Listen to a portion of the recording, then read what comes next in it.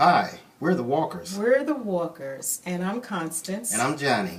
And we live in Elkins Park, Pennsylvania, which is a little suburb just north of Philadelphia. And we live in an old house, about 120 years old, a Victorian style. And we've done a lot of work since we've been here.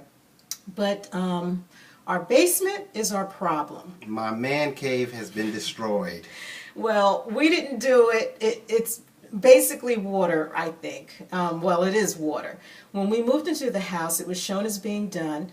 It looked beautiful, actually, and it's a lot of space down there, but we've had a couple of contractors, several contractors in here that have each told us that they were able to fix the problem, and we've had a couple of French drains, well, a couple of French drains later, and mold remediation, and sheetrock torn down, and now it looks kind of like a refuge from somebody's war. It looks horrible. The walls are sick, and you smell things, and we just like to claim our space back. So help me reclaim my man cave, please. Well, hold on to your seats. Here we go.